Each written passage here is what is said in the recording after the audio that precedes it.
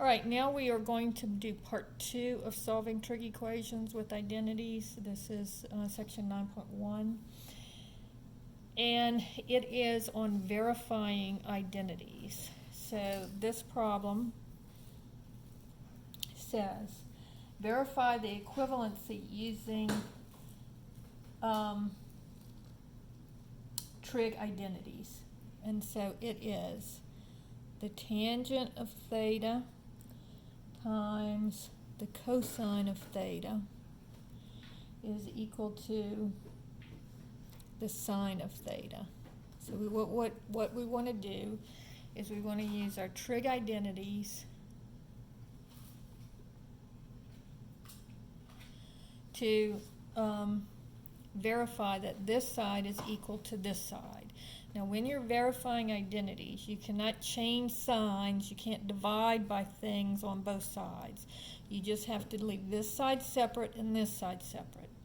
So now let's look at our trig identities. Notice that the tangent of theta is equal to the sine of theta over the cosine of theta.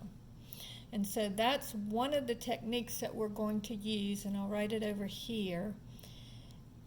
Technique number 1 is to change everything to sine theta or cosine theta. All right, so the tangent of theta is equal to the sine of theta over the cosine of theta times the cosine of theta, which is this would be over 1. And notice now cosine thetas cancel, and so you just have the sine of theta is equal to the sine of theta. So this verifies the identity, and you have to go all the way to where you have one side is equal to the other side. You can't just leave it as sine of theta over cosine theta times cosine theta over 1 equals sine of theta. You have to go all the way to where it says sine of theta equals sine of theta, and there you have proven the identity. Okay, problem number 2 says, verify the equivalency using the even or odd identities. So on this one, again, what it's asking you to do is to verify the identity. And this problem is 1 plus the sine of x times 1 plus the sine of negative x. I want to show that that's equal to the cosine squared of x. Now here is my second technique, and that is to get rid of negative x or negative theta. So we're going to use our even or odd identities to get rid of negative x's. All right, so if we look here down at the bottom, the sine of negative x, because the sine of x is an odd function, you're going to take the negative and pull it out. So in the cosine or the secant function, you just drop the negative. But any of the others, we're going to take the negative and pull it out. So on this one, I'm going to take this negative and I'm going to pull it out in front. So that would make it minus the sine of x. So this would be 1 plus sine of x times 1 minus sine of x is equal to cosine squared of x. So now I'm going to FOIL out 1 plus sine of x times 1 minus cosine of x. So 1 times 1 is 1. 1 times negative sine of x is negative sine of x. 1 times sine of x is plus sine of x. And 1 times negative, positive times negative is negative. Sine of x times sine of x is sine squared of x. And again, I just keep bringing down this cosine squared of x. Now notice that I have two like terms, minus sine of x and plus sine of x, and those two will cancel. So this will leave me with just 1 minus the sine squared of x is equal to the cosine squared of x. Now this is another thing that you're going to have to get used to, and that is looking at the Pythagorean identities in different ways. So let's look at our Pythagorean identities. Notice that if I take sine squared of x plus cosine squared of x is equal to 1, if I bring the sine squared of x to the other side, remember, changes sides, changes signs. And so this is equivalent to either cosine squared of x is equal to 1 minus sine squared of x, or you could also say sine squared of x is equal to 1 minus cosine squared of x. And so these identities are all equivalent. So knowing that, notice that 1 minus sine squared of x is equal to cosine squared of x. So this is going to be cosine squared of x is equal to cosine squared of x. And again, I have verified my identity when I get the two sides exactly the same. Right? Problem number 3 says secant squared of x, secant squared of theta minus 1 over secant squared of theta is equal to sine squared of theta. Now there are a number of ways of working this one. We can either look at our identities first, and I'm going to work this in two different ways for you. The first way I'm going to do it is what I feel is the easiest way to do it. So here, what is the secant squared of theta divided into? It's divided into this and divided into this. So I can split my numerator up into two pieces, and I can say that secant squared of theta over secant squared of theta minus 1 over secant squared of theta. I'm going to show that that's equal to sine squared of theta. Now secant squared of theta over secant squared of theta will cancel, and that'll just give me 1. And then 1 over the secant of theta. Well, remember, the secant is the reciprocal of the cosine. So just like 1 over the cosine is equal to the secant, 1 over the secant of x is equal to the cosine of x. And so 1 over secant squared theta would be cosine squared theta. And I just bring down the sine squared of theta. And then once again, looking at our identities with the Pythagorean, whenever you see things that are squared, you look at your Pythagorean identities. So 1 minus cosine squared of theta is equal to sine squared of theta. So you have to recognize it in both ways, or all three ways actually. You have to recognize it here, where it's equal to 1. You have to recognize it here, where you're subtracting the sine squared of theta from both sides. And you have to recognize it here, where you're subtracting the cosine squared of theta from both sides.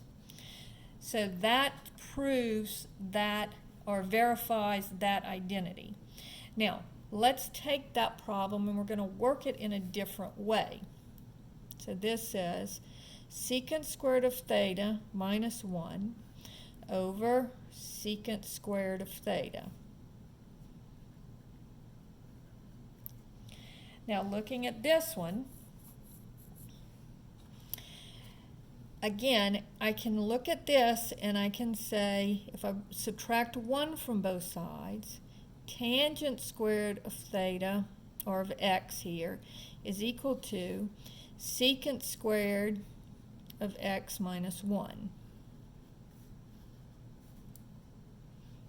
I'm going to go ahead and put a box around that. That's just where we were showing how the identities worked. But notice that secant squared of x minus 1 is equal to tangent squared of x.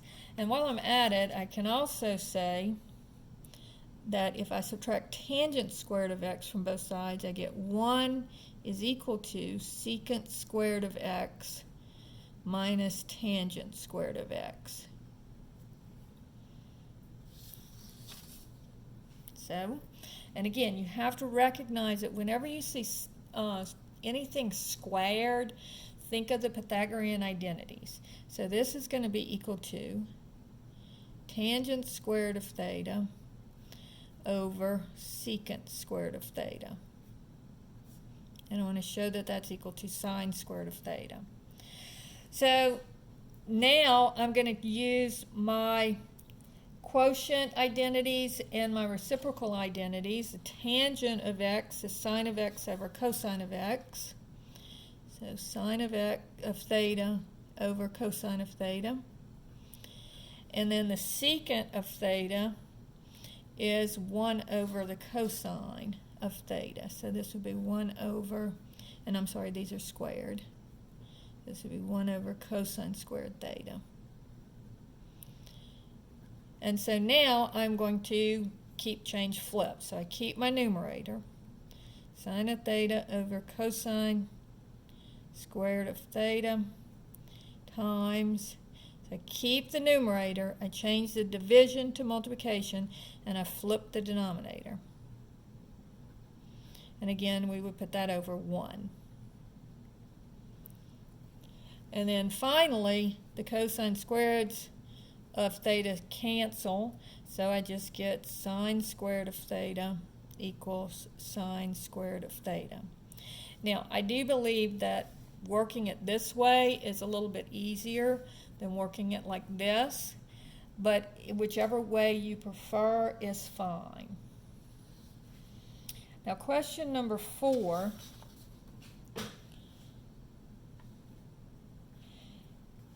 is a little bit different because they don't tell us what it's going to equal. So if I have, it says create an identity for the expression 2 tangent theta secant theta by rewriting strictly in terms of sine of theta. So I want my answer to come out to be something about sine of theta. So again, one of the techniques we talked about was changing everything to sines and cosines. So if we do that, the tangent of theta, and I'm not going to show you the identity page over and over and over again. We should be able to start doing this by ourselves now. The tangent of theta is sine of theta over cosine of theta. And the secant of theta is 1 over the cosine of theta. All right, so this gives me 2 times the sine of theta, and I'm going to put the 2 in the numerator here because this is a 2 over 1. And then this is cosine of theta times cosine of theta, so that is cosine squared of theta. Now, I want it just in terms of sine of theta, not in terms of sine of theta and cosine of theta. So I have to change this cosine squared of theta into sine squared of theta in some way. And again, whenever you see the square there, you always think of your Pythagorean identities. So let's look at our Pythagorean identities. Notice that cosine squared of x is equal to 1 minus sine squared of x. So I'm just going to use that identity. Now I have 2 sine of theta over 1 minus sine squared of theta. Now, this looks more complicated than the original problem, but what they wanted us to do is write it in terms of only sine of theta. And notice that's the only trig function that I have now is the sine of theta. So I am finished. All right, and then problem number 5 says, verify the identity using algebra and even-odd identities. So whenever they say even-odd identities, that means that they're going to have some negative x's or negative thetas in there. So the first one says sine squared of negative theta minus cosine squared of negative theta divided by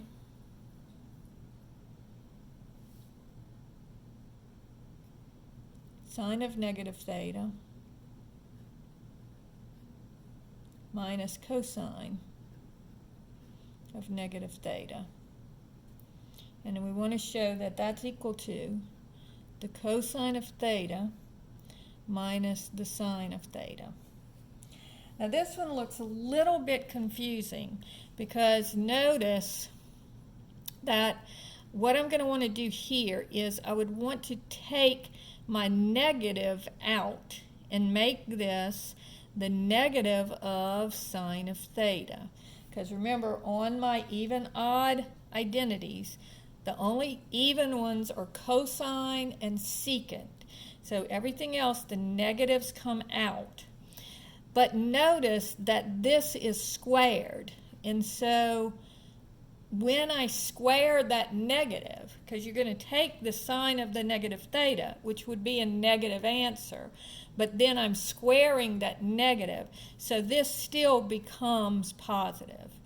So when I go to my next step, this is still going to be sine squared of theta. Okay? So the negative is also squared. Minus, now the cosine's a little bit easier, because this is going to be the cosine of theta is an even function, and so here I just drop the negative. So this would be minus cosine squared of theta. And even if it wasn't an odd function, I could still bring it out, but it would still be squared. So this is always going to remain the same as it was before.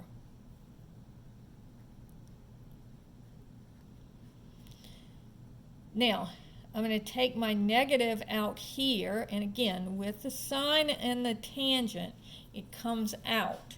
So this would be the negative of the sine of theta, and then here, because the cosine is an even function, you drop the negative, minus the cosine of theta. Now, down here, I'm going to go ahead and factor out a -1. And that would give me sine of theta plus cosine of theta. Now you have to be very careful on this one, because notice that this looks very much like the Pythagorean identity. The problem is that this is a minus, and the Pythagorean identity, it should be a plus. So I can't use the Pythagorean identity here. But notice it is a difference of two squares. So this is going to be the sine of theta, sine of theta plus cosine of theta times the sine of theta minus the cosine of theta. And actually I should have been bringing this down on my other side all along. All right, so this factors. So notice it's a difference of two squares.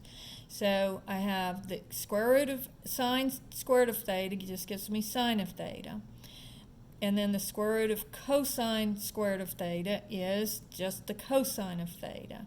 And then we have a plus sign on one and a minus sign on the other. So it's just like anytime you're doing the difference of two squares. And I have on the bottom, I have just -1 times the sine of theta plus the cosine of theta. Now notice on this one, the sine of theta and the cosine theta cancel. And so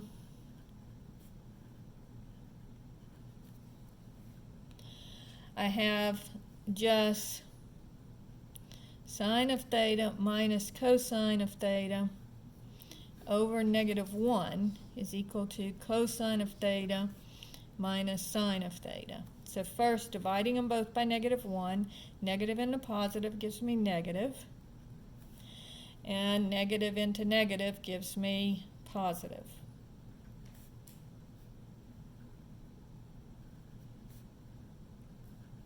And so now rearranging this with the cosine coming first, we're just going to have, remember the sign goes with the number, so this would be positive cosine of theta, and then this would be minus sine of theta.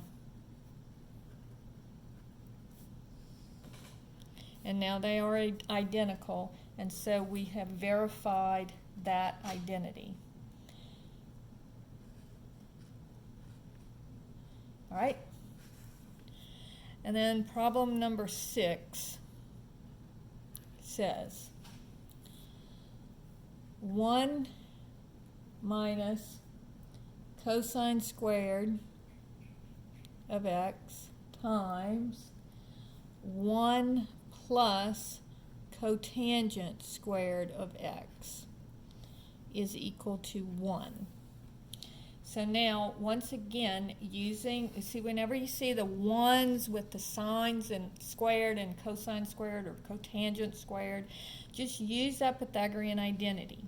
So 1 minus cosine squared of x. So 1 minus cosine squared of x is equal to sine squared of x. So you should be used to using that identity by now. So that's our first term. Then 1 plus cotangent squared of x, notice that's equal to cosecant squared of x. So this gives me sine squared of x, and then using our reciprocal function, the reciprocal of the cosine is the sine. So changing everything to sines and cosines. And then notice that this is over 1, and the sine squared of x cancels with the sine squared of x. I get 1 is equal to 1. And so that verifies that identities. Now, here are the steps that you're using. If I have negative numbers, so step number 1, and I can't give you, it's not like in algebra where it's this step first, this step first, this step first. Sometimes you have to think a little bit. Now, in general, you always want to get rid of negative x or negative theta. So use your even and odd identities, knowing that the cosine is an even function and you drop the negative, or the sine and tangent and all the rest of them are odd functions. So cosine and secant even, you drop the negative. All the rest of them, you pull the negative out. So get rid of those negative x's. And that's usually the first thing that you're going to do in any problem that has a negative x. All right? The second thing that you want to look for is Pythagorean identities.